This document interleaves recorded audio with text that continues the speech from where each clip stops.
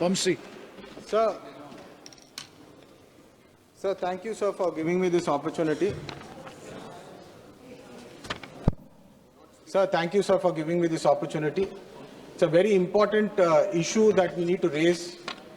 Sir, 1969 kelli edaithe Telangana agitation nadichindo appudu Kaka Venkateswamy garu kuda bullet gayaలను kuda lekka cheyakunda అనేక మంది తెలంగాణ కోసం కొట్లాడతామని చెప్పి తెలంగాణ నీళ్లు నిధులు నియామకాలు ఏదైతే మాకు అన్యాయం జరుగుతుందని ఏదైతే విషయం ఉండేనో సార్ దాని మీద కంకణం కట్టుకొని తెలంగాణ యువతకు న్యాయం చేయాలని చెప్పి ఏదైతే తెలంగాణ కోసం కొట్లాడినామో సార్ ఈ రోజుటి వరకు ఏదైతే రీఆర్గనైజేషన్ యాక్ట్లా మాకు ఏదైతే ప్రామిసులు చేసినారో దాని మీద అన్యాయం జరుగుతూనే ఉన్నదని చెప్పి ఈరోజు నేను చెప్పదలుచుకుంటున్నా సార్.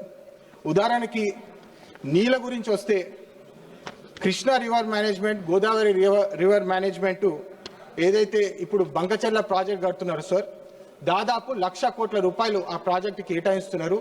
ఆ ప్రాజెక్ట్ కానీ వస్తే దాదాపు 200 TMCs తెలంగాణకి హక్కు ప్రకారం ఏదైతే నీళ్లు రావాల్సిందో అది డైవర్ట్ అయిపోతుంది సార్.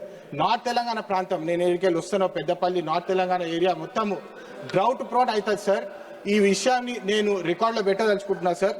అదేవిధంగా కేవలము చంద్రబాబు నాయుడు గారిని ఆంధ్రాని ఏదైతే డబుల్ ఇంజిన్ సర్కార్ ఏదైతే అంటున్నారో వాళ్ళకు మద్దతు తెలపాలని చెప్పి ఈ ప్రాజెక్టులు చేస్తున్నారు. కానీ గత 10 సంవత్సరాల నుంచి ఈ విషయాలు వాళ్ళకు గుర్తు రాలేదు, వాళ్ళ కోసం ఏమి చేయలేదని చెప్పి స్పష్టంగా తెలుస్తుంది సార్. మీరు ఎయిర్పోర్ట్స్ కోసం వస్తే రామ్మోహన్ నాయుడు గారు కూడా ఉన్నారు. ఎయిర్పోర్ట్స్ కూడా ఆంధ్రప్రదేశ్కి దాదాపు 7 నుంచి 9 ఎయిర్పోర్ట్లు ఉన్నాయి సార్. కానీ తెలంగాణలో కేవలం ఒకటే ఒక ఎయిర్పోర్ట్ ఉన్నది సార్. ఈ విషయం మీద కూడా మీరు అందరు గమనించాలి. ఎందుకు తెలంగాణకి ఇట్లా అన్యాయం చేస్తున్నారు?